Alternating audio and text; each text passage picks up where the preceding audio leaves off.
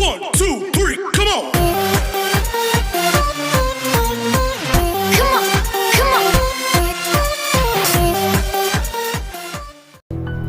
Surendra Vats. The diamond Shri Surendra Vats का जन्म हरियाणा के जिंद जिले के एक छोटे से गांव अंचरा खुर्द में सन 1972 में हुआ। पिता श्री जवाहरलाल वत्स सरकारी शिक्षक एवं माता चंद्रकला गृहिणी थी। 5 भाई बहनों में श्री सुरेंद्र वत्स सबसे बड़े हैं। श्री सुरेंद्र वत्स बचपन से ही बहुत महत्वाकांक्षी रहे हैं। श्री सुरेंद्र वत्स ने एमए और बीएड तक की शिक्षा पूरी की और करियर की शुरुआत प्राइवेट स्कूल में शिक्षक के रूप में की, जहां उन्हें मात्र 500 रुपए मासिक वेतन मिलता था। सन 1996 में इन्होंने जिंद शहर में केबल ऑपरेटर के बिजनेस की शुरुआत की। सन 2001 में दोस्त ने पहली बार आरसीएम का प्लान दिखाया। इस बिजनेस में श्री सुरेंद्र वत्स को पैसा, सुरक्षा और समय का महत्व समझ में आया और इन्होंने आरसीएम बिजनेस को करना शुरू कर दिया। उसी वर्ष श्री सुरेंद्र वत्स रॉयल्टी पर पहुंचे। सन 2003 में टेक्निकल पर पहुंचे और आरसीएम की सबसे बड़ी पिन डायमंड को सन 2009 में हासिल किया। आज पूरे भारत के हर राज्य में उनका नेटवर्क फैला हुआ है। पढ़ने, सीखने और सुनने के शौकीन श्री सुरेंद्र वत्स ने पूरे देश में ट्रेनिंग एवं सेमिनार के माध्यम से आरसीएम के लाखों डिस्ट्रीब्यूटर के जीवन स्तर को उठाने में उनकी मदद की। आज यह नेटवर्क इंडस्ट्रीज के जाने माने चेहरे हैं और साथ ही अपने यूट्यूब चैनल में chat with Surendra Vats programme को होस्ट भी करते हैं। इस माध्यम से लाखों लोगों का मार्गदर्शन कर रहे हैं।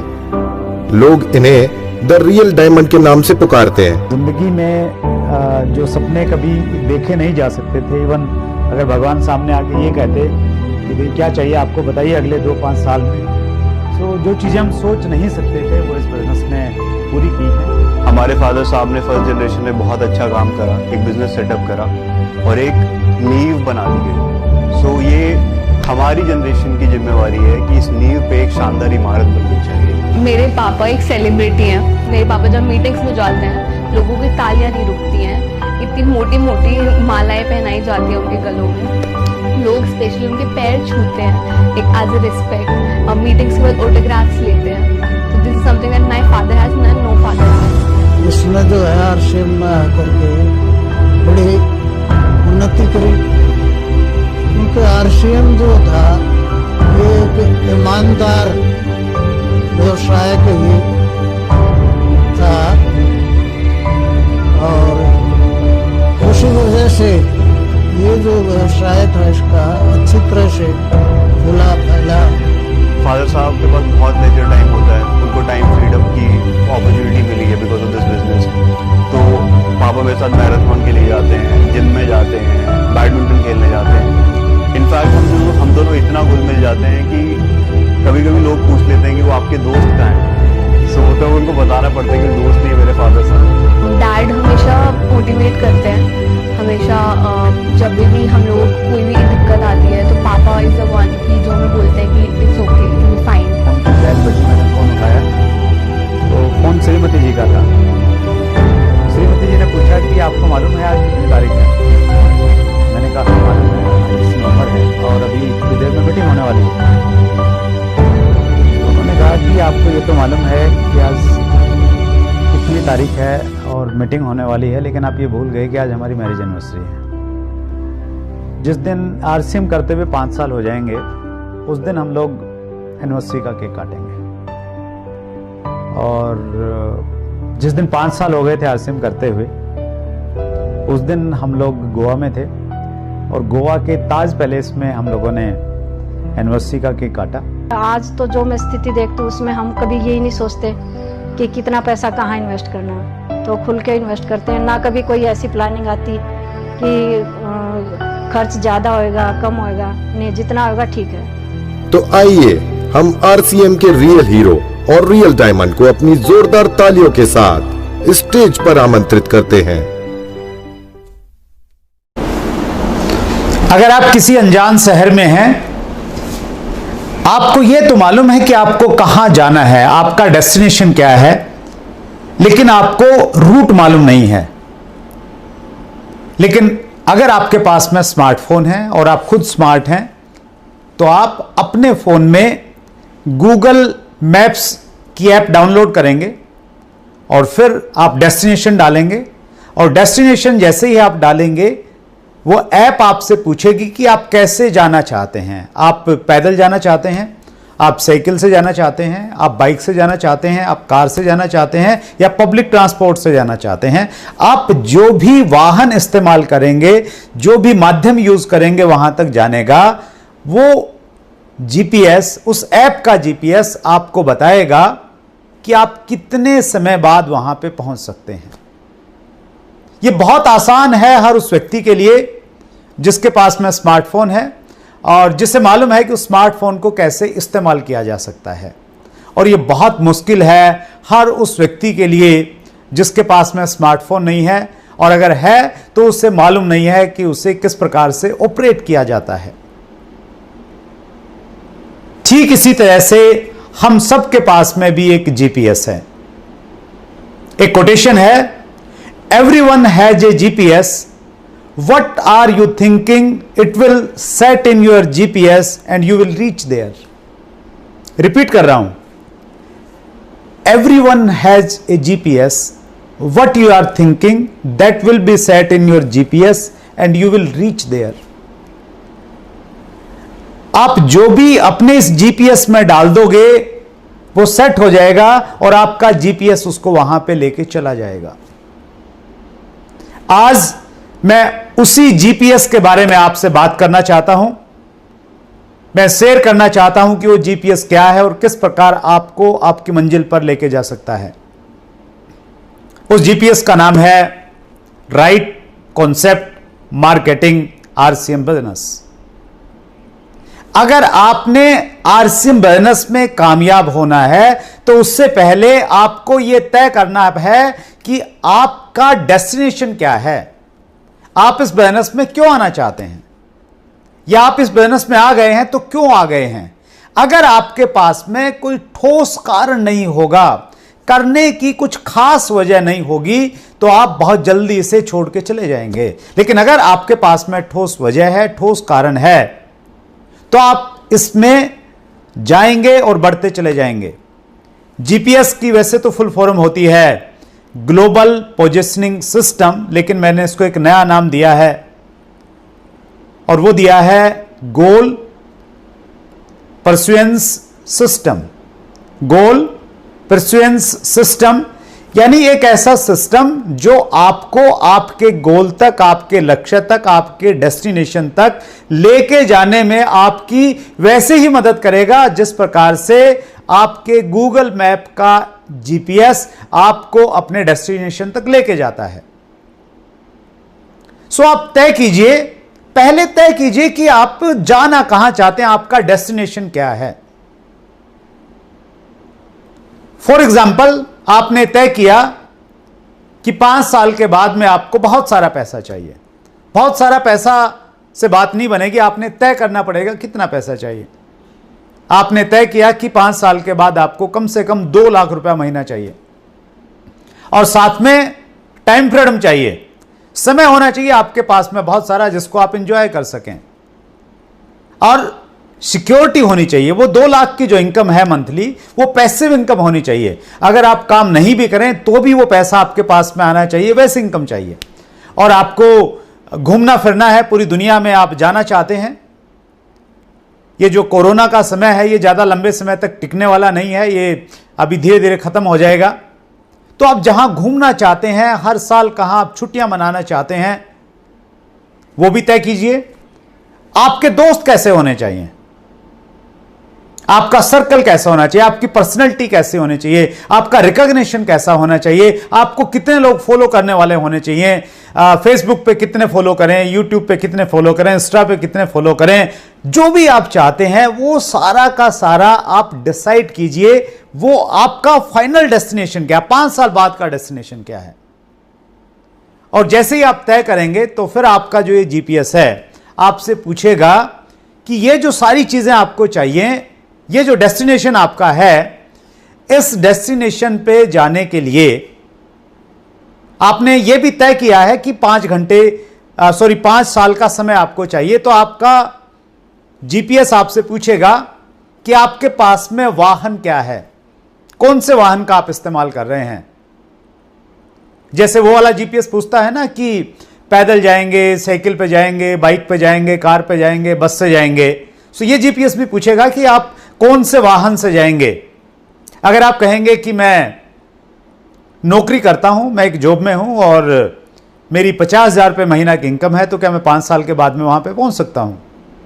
तो यह आपका जीपीएस आपको बताएगा कि अगर आपकी 50,000 रुपये महीना की इनकम है और आपका इंक्रीमेंट माना 5% लगता है एनुअल, तो आप कहां तक पहुंचेंगे, और कैलकुलेशन से ये बताएगा कि आप नहीं पहुंच सकते हैं।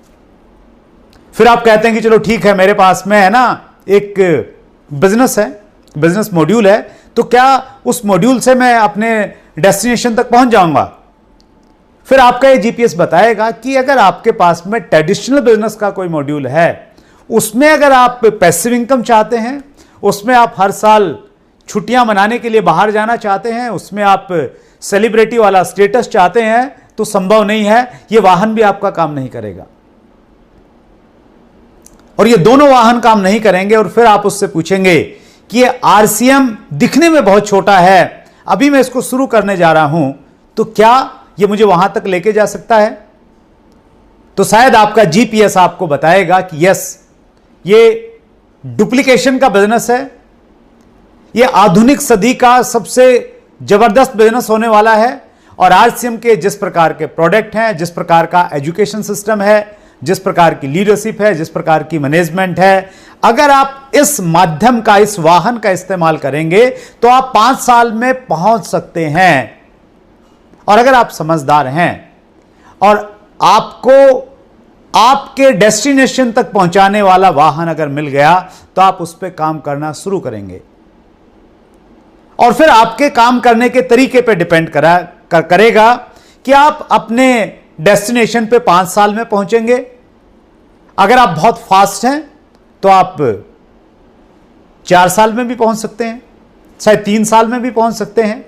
और अगर आप धीरे चलेंगे तो जरूरी नहीं कि 5 साल में आप पहुंचें, आपको 7 साल भी लग सकते हैं, 10 साल भी लग सकते हैं। और बीच में अगर आप सो जाएंगे, या आप डाउटफुल हो जाएंगे, या आपका झगड़ा हो जाएगा लोगों के साथ में, टीम वर्क नहीं होगा, तो शायद 10, 12, 15 साल भी लग जाएंगे।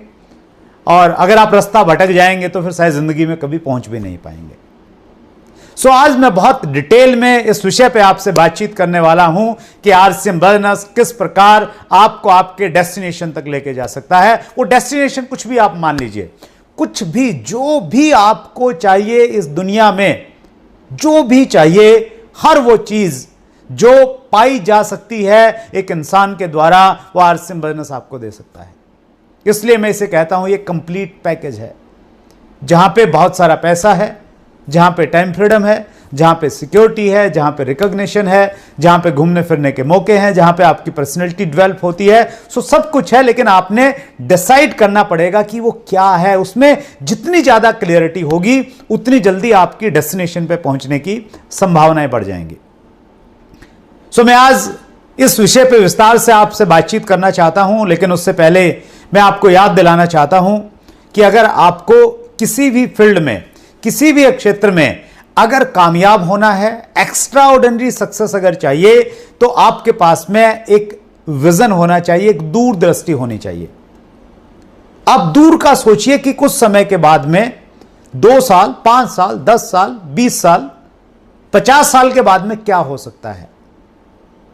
आप किसी भी बड़े बिजनेसमैन की बायोग्राफी पढ़िए, आप उसमें यह पाएंगे वो सफल इसलिए हुए क्योंकि उन्होंने किसी काम को तब पहचाना जब वो काम बहुत छोटा था। वो उसकी गहराई को समझ गए और उन्होंने एक बड़े विजन के साथ में उस काम को शुरू कर दिया। डायरेक्ट सेलिंग हमारे देश के लिए एक नया बिजनेस मॉडल है। डायरेक्ट सेलिंग की शुरुआत 1959 में अमेरिका से हुई,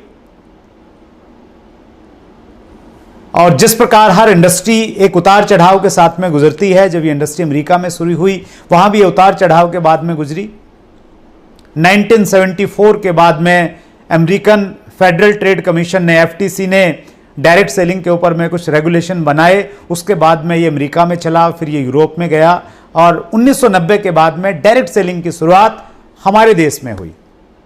हमारे देश में डायरेक्ट सेलिंग की शुरुआत कुछ विदेशी कंपनियों के द्वारा हुई, कुछ मल्टीनेशनल कंपनीज के द्वारा हुई।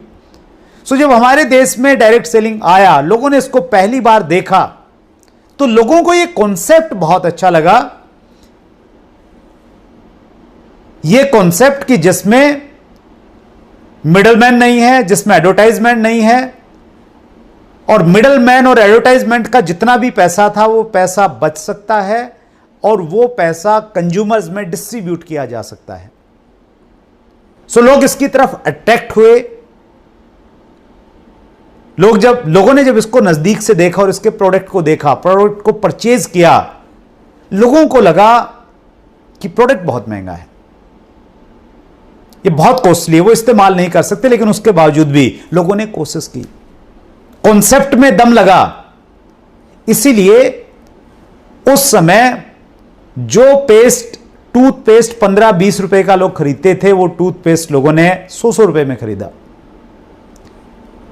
गांव में व्यक्ति रहता है, उसके घर में पक्का फर्श नहीं है, कच्चा है, मिट्टी है, उसके बावजूद भी ऐसे ऐसे प्रोडक्ट परचेज किए गए कि जो उसके घर में इस्तेमाल नहीं हो सकते थे, क्योंकि लोगों को यह कॉन्सेप्ट अच्छा लगा।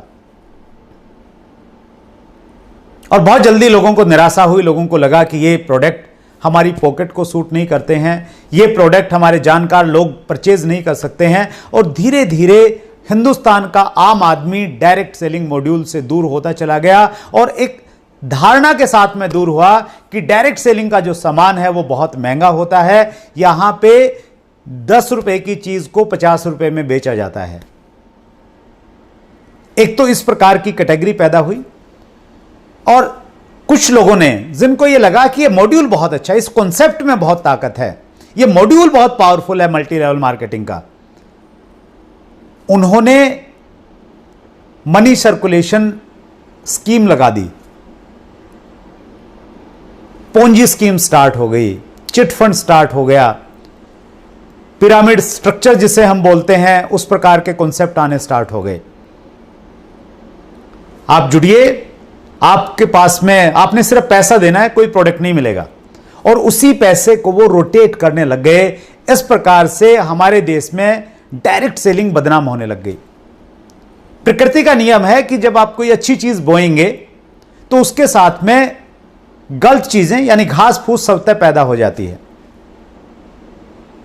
तो डायरेक्ट सेलिंग में हिंदुस्तान में यह स्थिति पैदा हुई, घास फूस इतनी पैदा हो गई कि फसल दब गई, फसल दिखती नहीं थी। यूं मानिए कि एक खेत में अगर 90-95% अगर घास फूस खरपतवार पैदा हो जाए तो 5% फसल कहीं दिखाई नहीं देगी। तो वैसी ही स्थिति हमारे देश में डायरेक्ट सेलिंग को लेकर हुई।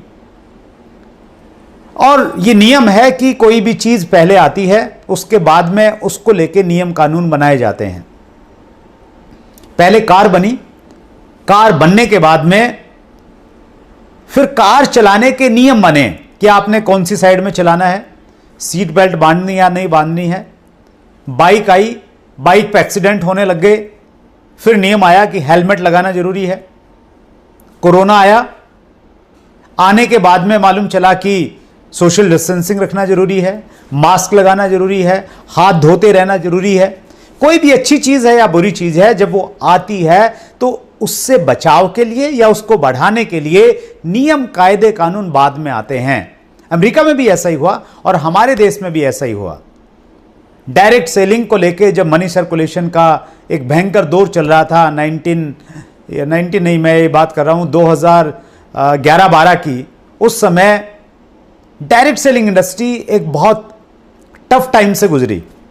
हर इंडस्ट्री गुजरती है, और उस टफ टाइम में बहुत सारी कंपनियों को सेक्रीफाइस करना पड़ा। और हम लोग बहुत लकी हैं कि आरसीएम बिजनेस उस दौर में उस प्रकार से उभरी जैसे सोना अग्नि से गुजरने के बाद में कुंदन बन जाता है। और आरसीएम बिजनेस ने एक नई कमिटमेंट के साथ में दोबारा डायरेक्ट सेलिंग में काम करना स्टार्ट किया 2012 में।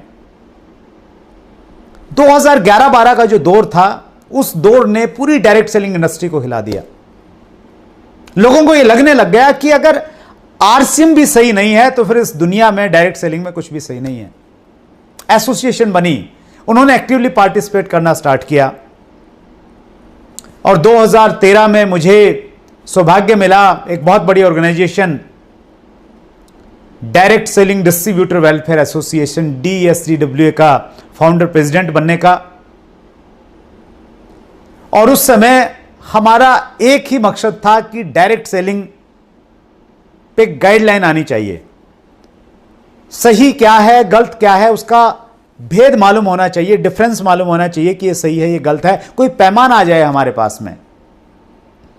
और 2012-13 में ऐसी स्थिति थी कि उस समय हमारा कोई माई बाप नहीं था। डायरेक्ट सेलिंग किस मंत्रालय के अधीन आती है ये क्लैरिटी नहीं थी। हमने शुरुआत की RTI से, RTI लगाई एक मिनिस्ट्री में, वहां से जवाब आया कि आपका जो काम है हमारी मिनिस्ट्री के अधीन नहीं आता। फिर दूसरी मिनिस्ट्री में गए, फिर तीसरी में गए, फिर चौथी में गए।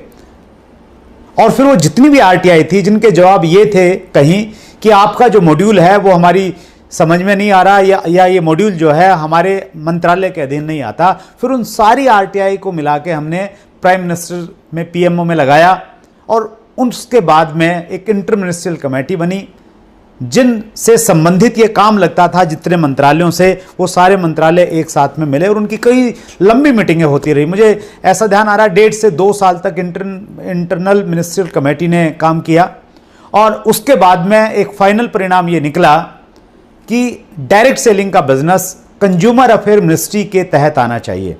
और कंज्यूमर अफेयर मिनिस्ट्री ने इस पे काम करना स्टार्ट किया और फिर हमने कंज्यूमर अफेयर मिनिस्ट्री को फॉलोअप करना स्टार्ट किया। खूब सारे फॉलोअप किए, हफ्ते में 2-2 बार हम लोग फॉलोअप करने चले जाते थे। फिर सरकार बदल गई, एक सेक्रेटरी से हम बताते, सेक्रेटरी बदल जाता, कभी डायरेक्टर चेंज हो जाते, एक बहुत लंबी प्रक्रिया चली और फाइनली 9 सितंबर 2016 को भारत सरकार की कंज्यूमर अफेयर मिनिस्ट्री ने डायरेक्ट सेलिंग के ऊपर में गाइडलाइन जारी कर दी। ये बता दिया कि ये पैरामीटर्स हैं, जो कंपनी इन पैरामीटर्स पे काम करेगी वो सही कंपनी है, लीगल कंपनी है, और जो इन पैरामीटर्स को फॉलो नहीं करेगी वो चिटफंड में आएगी। उसके ऊपर मनी सर्कुलेशन बैनिंग एक्ट 1978 का जो कानून है वो लागू हो जाएगा। गाइडलाइन डायरेक्ट सेलिंग इंडस्ट्री में एक नई उम्मीद लेके आई, एक नई आशा की किरण लेके आई। और जिन्होंने इस गाइडलाइन को इशू किया था मोहम्मद जाकिर हुसैन साहब, डायरेक्टर थे उस समय, हेम कुमार पांडे जी जो सेक्रेटरी थे कंज्यूमर अफेयर मिनिस्ट्री के। मुझे चूंकि उनके साथ में काम करने का मौका मिला और फिर बाद में मुझे मौका मिला उनका इंटरव्यू लेने का, उन दोनों का मैंने इंटरव्यू लिया और उसमें बहुत डिटेल से उन्होंने बताया कि डायरेक्ट सेलिंग की गाइडलाइन क्या है। आप भी उसको देख सकते हैं। गाइडलाइन से एक पॉजिटिविटी तो क्रिएट हुई, लेकिन जो हमारा एक अल्टीमेट गोल था वो गोल पूरा नहीं हुआ। यह गोल पूरा नहीं हुआ कि कोई ऐसा कानून बने, वो ऐसा कानून नहीं आया कि जो लोग गलत काम कर रहे हैं उनको सजा मिले, क्योंकि गाइडलाइन में सजा का प्रोविजन नहीं है। वो सिर्फ आपको ये बताता है कि आपने ऐसा ऐसा करेंगे तो आप सही हैं, लेकिन आपने गलत किया क्या सजा मिलेगी वो फिर उस कानून में, पर्टिकुलर उस गाइडलाइन में कुछ भी मेंशन नहीं है। सो उसके लिए जरूरी थी कानून आए और फिर हमने फॉलोअप किया रेगुलर। उसका परिणाम ये रहा कि 2019 में कंज्यूमर प्रोटेक्शन बिल 2019 आया है, जो दोनों सभाओं में, राज्यसभा और लोकसभा में पारित हो गया है। इस नए बिल में डायरेक्ट सेलिंग को शामिल किया गया है और बहुत जल्द डायरेक्ट सेलिंग की रूलिंग आ रही है। जब पूरी दुनिया लॉकडाउन में थी अप्रैल में, उस समय हमारी मिनिस्ट्री बहुत सीरियस थी, एक्टिव थी। एक वीडियो कॉल हुई जिसमें जो स्टेक होल्डर्स हैं उनसे बातचीत की गई, पूछा गया कि किस प्रकार की रूलिंग आनी चाहिए, क्या क्या नियम कानून बनने चाहिए। और मैं एसोसिएशन का पार्ट होने की वजह से मैंने भी रिप्रेजेंट किया वहाँ डिस्ट्रीब्यूटर्स को। सो ये बहुत तेज़ी से इस दिशा में काम चल रहा है और फिर सेक्रेटरी चेंज हो गए, अभी नए सेक्रेटरी साहब आए हैं, इसलिए थोड़ा डिले हो गया। बहुत जल्दी आपको डायरेक्ट सेलिंग के ऊपर में रूलिंग मिलने वाली है और ये जो रूलिंग आएगी ये direct selling, Indian direct selling की पूरी दिशा को बदल देगी। रूलिंग आने के बाद में जितनी भी डायरेक्ट सेलिंग के नाम पे दुकानें चल रही हैं, जितने भी लोग महंगा प्रोडक्ट बेच के प्रोडक्ट की आड़ में धोखा दे रहे हैं लोगों को, जितने भी बहरूपिये हैं, वो सब उनके नकाब बाहर आने वाले हैं। और जो अच्छी कंपनियां हैं, जो प्रोडक्ट बेस्ड कंपनियां हैं और जो प्रोडक्ट भी वैल्यू फॉर मनी वाले प्रोडक्ट सेल करती हैं, जिनका मार्केटिंग प्लान इस प्रकार का है, जिसकी कैलकुलेशन में कोई एरर्स नहीं है, जिनके एथिक्स हैं, जिनके पास में प्रॉपर सिस्टम है, वही कंपनियां सरवाइव करेंगी। सो आने वाले समय में आरसीएम बिजनेस एक बहुत बड़ी ताकत के साथ में काम करने वाला है। चूंकि मैं विजन की बात कर रहा हूं, तो आपको यह भी मालूम होना चाहिए कि ये जो इंडस्ट्री है, डायरेक्ट सेलिंग इंडस्ट्री, इसका ग्लोबल टर्नओवर क्या है और इंडिया कहां पे खड़ा है। अगर हम डायरेक्ट सेलिंग के ग्लोबल टर्नओवर की बात करें, federation of direct selling association FDSA के WFDSA के अगर हम लोग आंकड़े लेते हैं, तो वो आंकड़े बताते हैं कि ये इंडस्ट्री का जो ग्लोबल टर्नओवर है वो $1,92,949 मिलियन का है। और इसमें हिंदुस्तान की स्थिति क्या है? हिंदुस्तान की स्थिति है कि हम लोग मात्र $1,518 मिलियन का व्यापार कर रहे हैं, जो टोटल टर्नओवर का 0.7% है। हमारी पॉपुलेशन है 19%, दुनिया की 19% आबादी हिंदुस्तान में रह रही है, लेकिन ग्लोबल टर्नओवर का हम सिर्फ 0.7% दे रहे हैं। अमेरिका दे रहा है $35,000 मिलियन, जो टोटल टर्नओवर का 18% के लगभग बनता है। और जब हम कंपैरिजन करते हैं अमेरिका का और इंडिया का, तो हम पाते हैं उस कंपैरिजन में कि पॉपुलेशन के अनुसार अगर पर पर्सन बिजनेस वॉल्यूम हम लोग निकालें दोनों देशों का, तो हम पाते हैं अमेरिका हिंदुस्तान से 75 टाइम्स, 75 गुना ज्यादा व्यापार कर रहा है। सो ये आंकड़े बता रहे हैं कि हिंदुस्तान में डायरेक्ट सेलिंग का एक बहुत उज्जवल भविष्य होने वाला है। KPMG और फिक्की की जो रिपोर्ट्स हैं, वो इशारा कर रहे हैं कि अगले 4-5 साल में इंडस्ट्री 5-6 गुना बड़ा हो जाएगी। कंज्यूमर अफेयर मिनिस्ट्री में जो मिनिस्टर हैं माननीय श्री रामविलास जी पासवान, वो कह रहे हैं कि ये बेहतरीन व्यापार का मॉडल है डायरेक्ट सेलिंग। केंद्रीय वित्त राज्य मंत्री अनुराग ठाकुर को पिछले दिनों आपने सुना, वो वकालत कर रहे हैं कि डायरेक्ट सेलिंग में लोगों को आना चाहिए।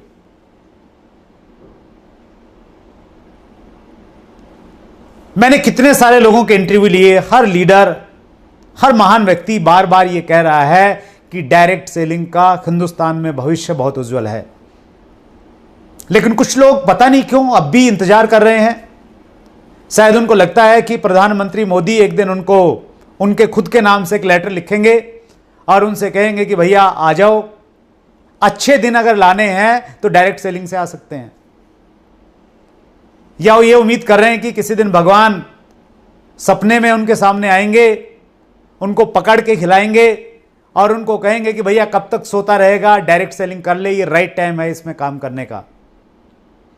इतने सारे आंकड़े हैं, डाटा कभी झूठ नहीं बोलता, आंकड़े कभी धोखा नहीं करते। हो सकता है किसी व्यक्ति ने डायरेक्ट सेलिंग के नाम पे आपसे धोखा कर लिया हो, 5-7-10 हजार रुपए का आपका नुकसान करवा गया हो, लेकिन ये डाटा देखिए, ये आंकड़े देखिए, ये आंकड़े कह रहे हैं कि आने वाले समय में हिंदुस्तान में डायरेक्ट सेलिंग बहुत तेजी के साथ में बढ़ने वाली है। आप रॉबर्ट टी कियोसाकी को पढ़िए, ग्लोबल लीडर हैं, इस चीज के बारे में हमेशा लिखते हैं कि आने वाला समय किस चीज का है, बिजनेस के ट्रेंड्स किस प्रकार से चेंज होने वाले हैं। रॉबर्ट टी कियोसाकी ने किताब लिखी है 21वीं सदी का व्यवसाय, और वो 21वीं सदी का व्यवसाय network marketing, direct selling, multi level marketing को बोल रहे हैं।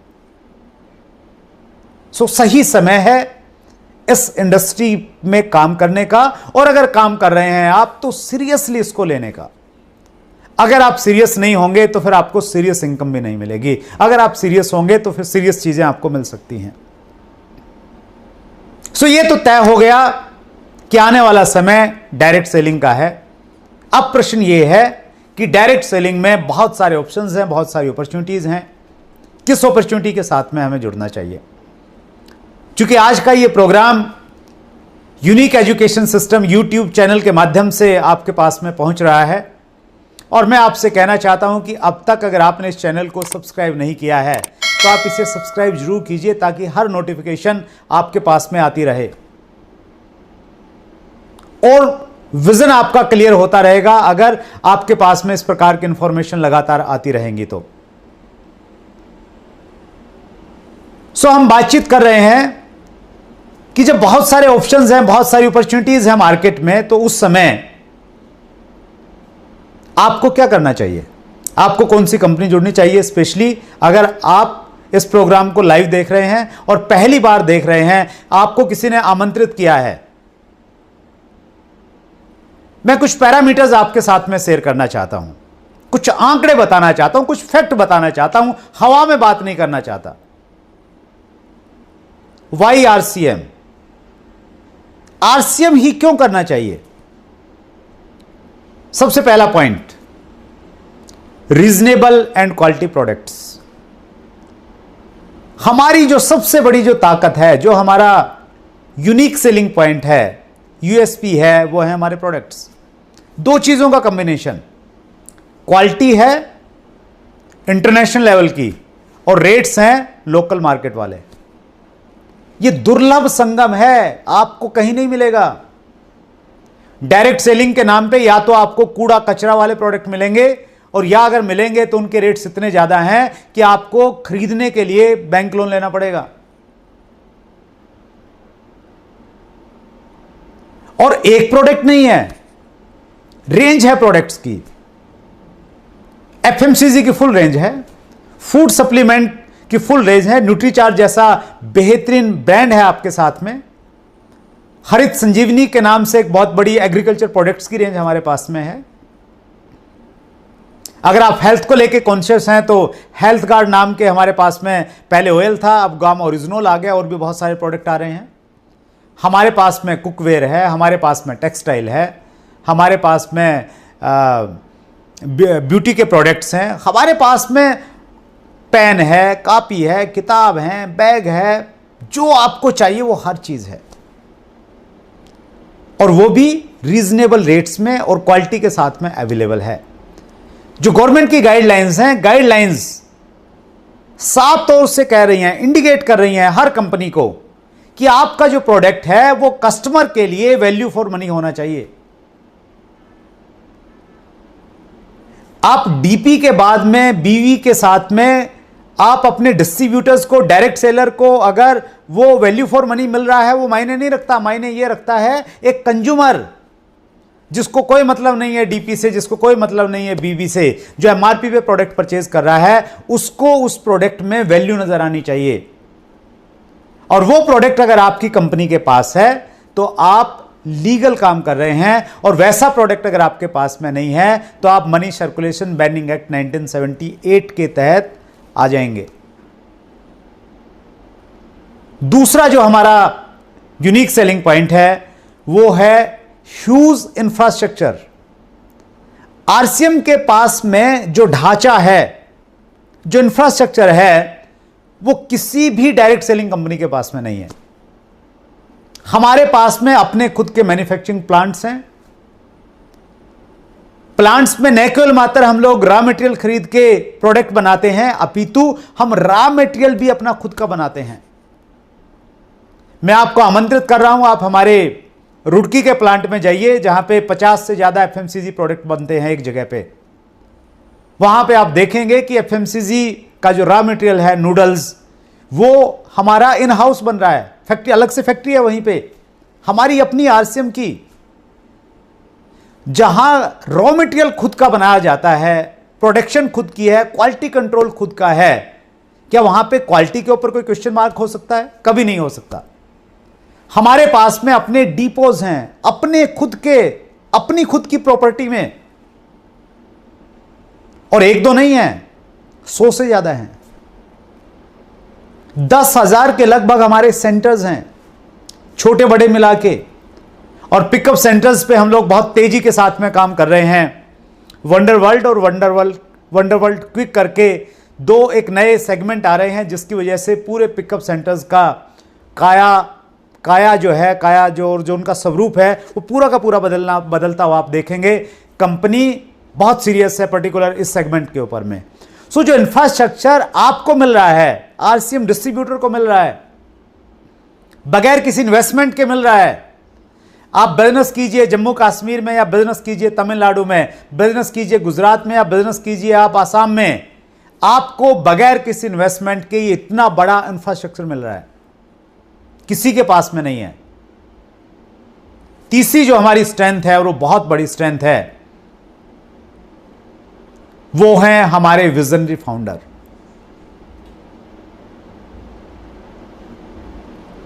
गीता में एक श्लोक आता है, भगवान कृष्ण अर्जुन को संबोधित करते हुए कहते हैं, यदा यदा हि धर्मस्य ग्लानिर्भवति भारत अभ्य उत्थानम अधर्मस्य तदात्मानं सृजाम्यहम्।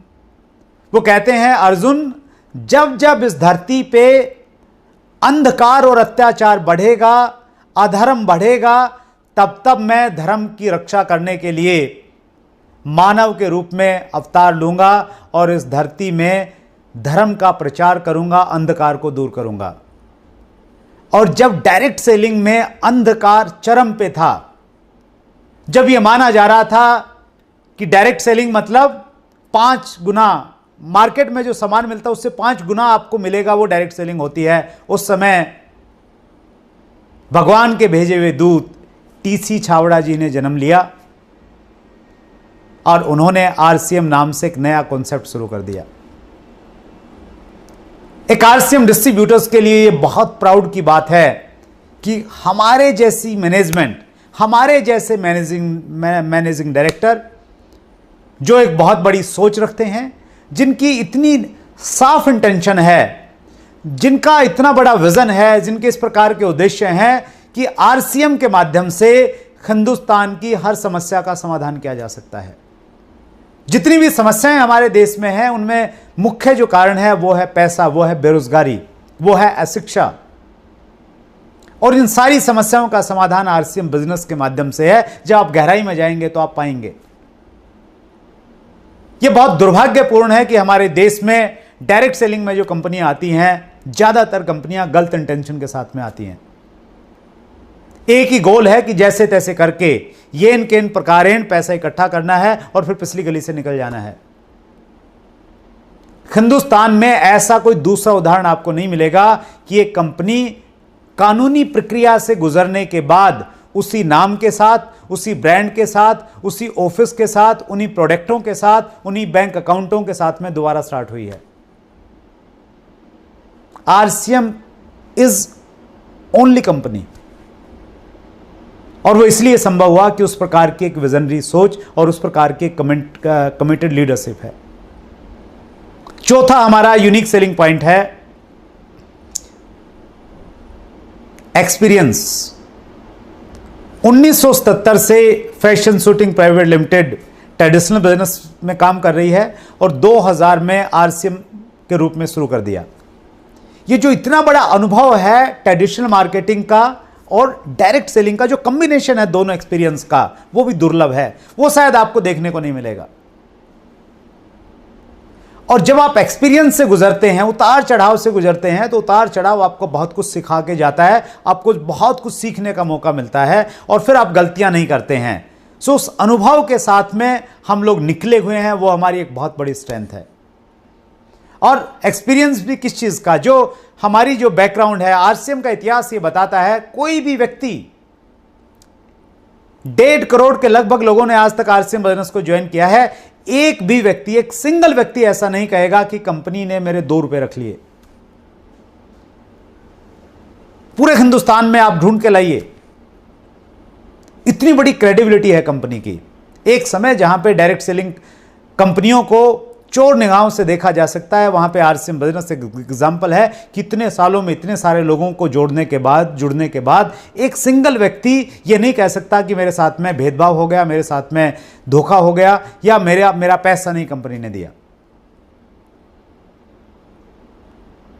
पांचवी जो हमारी स्ट्रेंथ है वो है हमारा मार्केटिंग प्लान। हमारा मार्केटिंग प्लान लीगल है। हमारा मार्केटिंग प्लान एक नए डिस्ट्रीब्यूटर को ये ताकत देता है कि वो 20 साल पहले ज्वाइन किए गए किसी व्यक्ति से बड़े लेवल पे जा सकता है।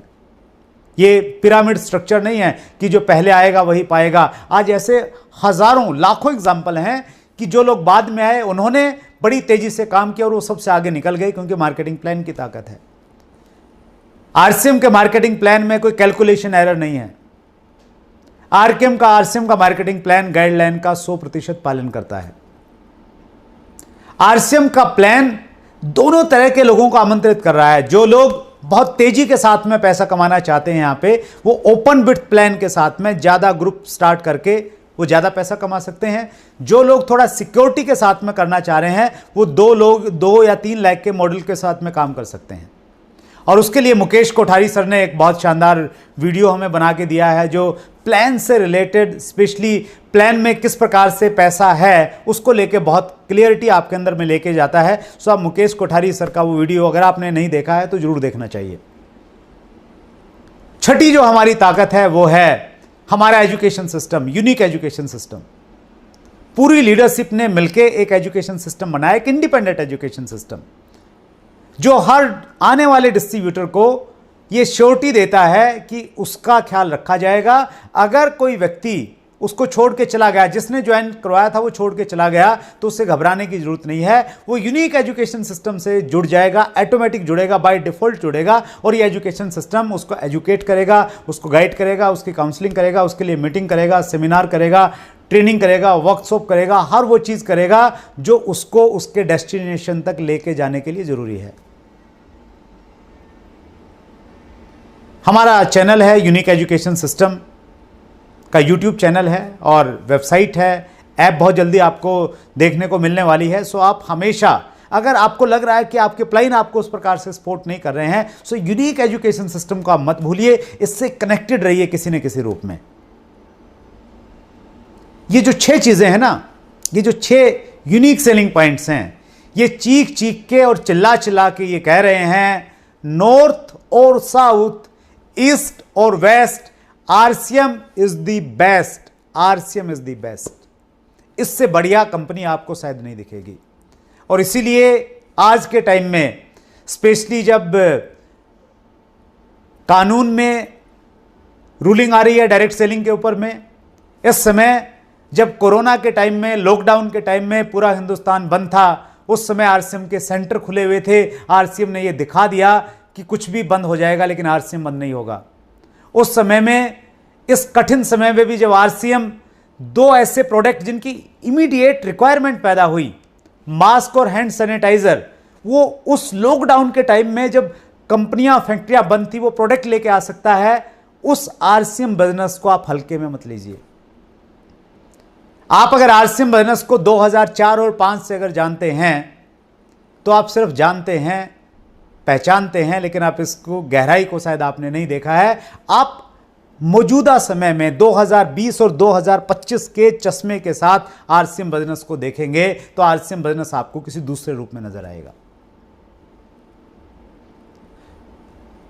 सो यहां मैं ये कहना चाहता हूं कि आपके पास में दुनिया की सबसे बेहतरीन कंपनी है। ये लकीली आपको मिली है। कोई भी व्यक्ति जब पहली बार किसी कंपनी के साथ में जुड़ता है, जरूरी नहीं है कि उसको सही कंपनी मिलेगी। वो ज़्यादातर गलत कंपनी में चला जाता है, क्योंकि उसको मालूम नहीं है बेचारे को क्या सही है, क्या गलत है, क्या मार्केटिंग प्लान होता है, क्या प्रोडक्ट होता है, गाइडलाइंस क्या हैं, रूलिंग जो आने वाली है, नहीं आने, कुछ नहीं मालूम उसको। उसको जो बता दिया जाता है उसके लिए वही सही है। वो एक छोटे बच्चे की तरह होता है, और कुछ समय के बाद उसको मालूम चलता है कि वो शायद गलत कंपनी में आ गया है। वहाँ तो मनी सर्कुलेशन होता है, वहाँ कुछ एथिक्स नहीं है, वहाँ कुछ ऐसा सिस्टम है कि भेदभाव किया जाता है, और तब तक शायद उसके लिए देर हो जाती है। फिर वो दूसरी कंपनी में जाता है, शायद फिर वहाँ उसके साथ में ऐसा होता है। और ऐसा इसलिए होता है कि हिंदुस्तान में चूंकि नियम कानून नहीं थे अब तक, ज़्यादातर कंपनियां सही तरीके से काम नहीं कर रही हैं। कुछ ही कंपनियां हैं जो सही तरीके से काम कर रही हैं। आप लकी हैं, आप सौभाग्यशाली हैं, ऊपर वाले की आपके ऊपर में बहुत बड़ी मेहर है कि आपको आरसीएम बिजनेस सही समय पे सही लोगों के द्वारा मिल गया है। इसको गंभीरता के साथ में लीजिए। ये वो जीपीएस है जो आपको आपके डेस्टिनेशन तक लेके जा सकता है। जरूरत है कि आपने तय कर लें आप कि आपको आरसीएम बिजनेस से क्या चाहिए, उसमें क्लियरिटी अगर आप है तो आप तेजी के साथ में उसकी तरफ बढ़ेंगे। व्हीकल डेस्टिनेशन आपने चूज किया, माध्यम आरसीएम बिजनेस है।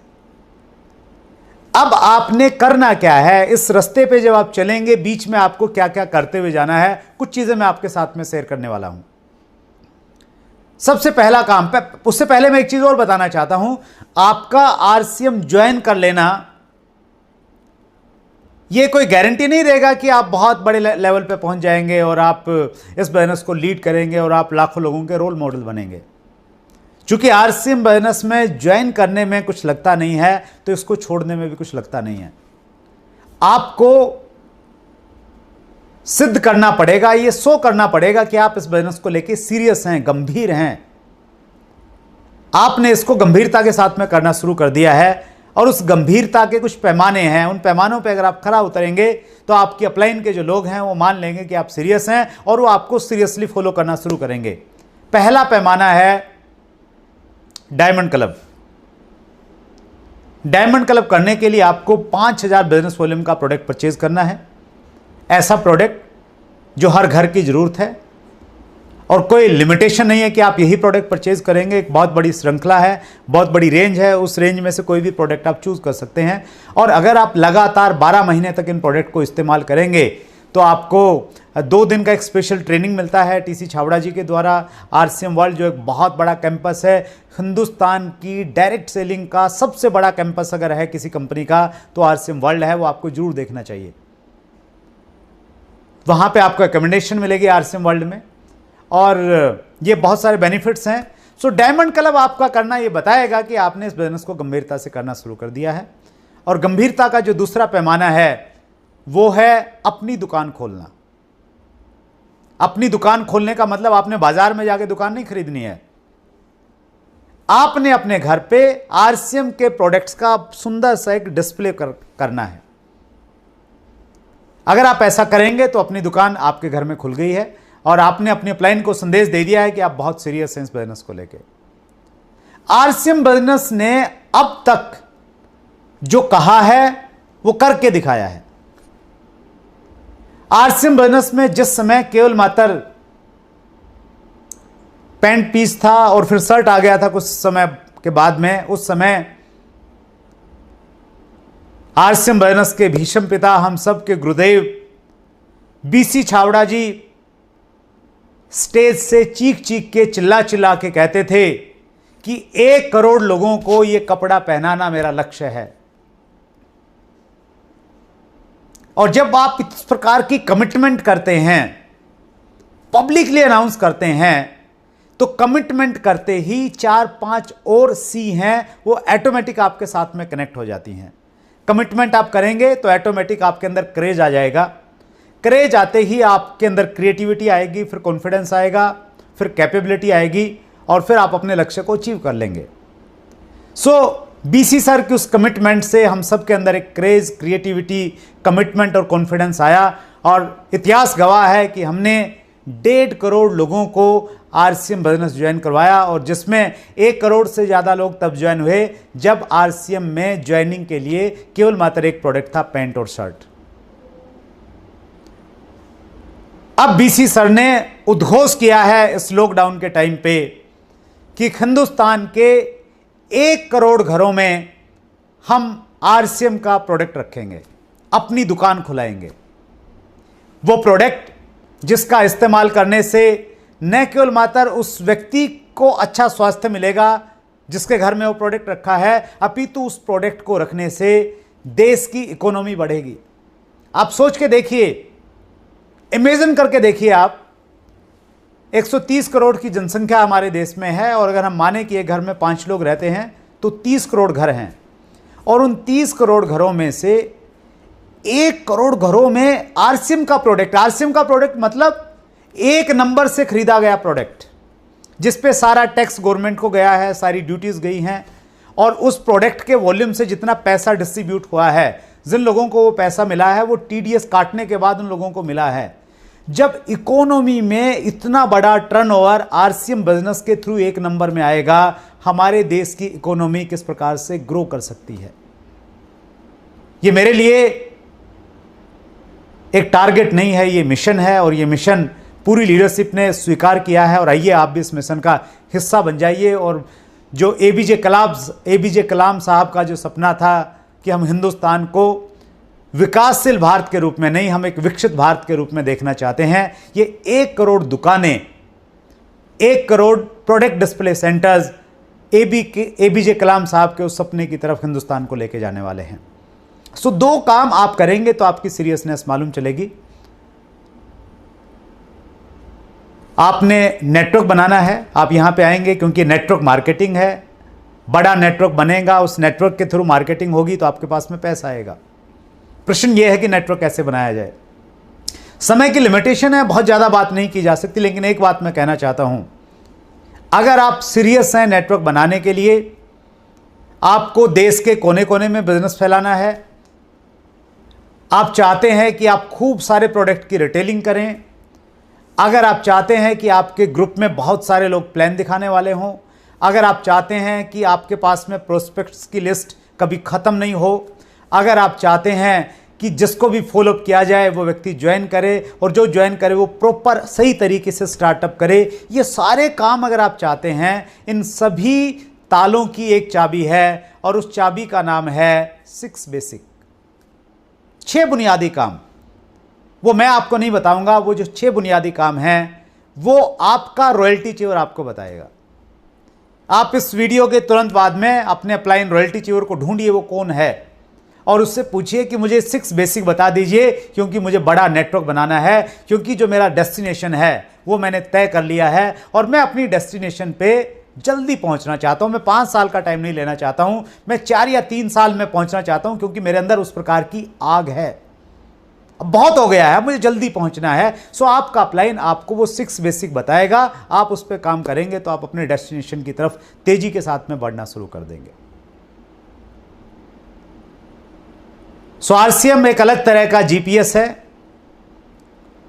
ये ग्लोबल परस्यूएंस सिस्टम है, गोल परस्यूएंस सिस्टम है, जो आपको आपके लक्ष्य की तरफ ले जाने में आपकी सहायता करता है।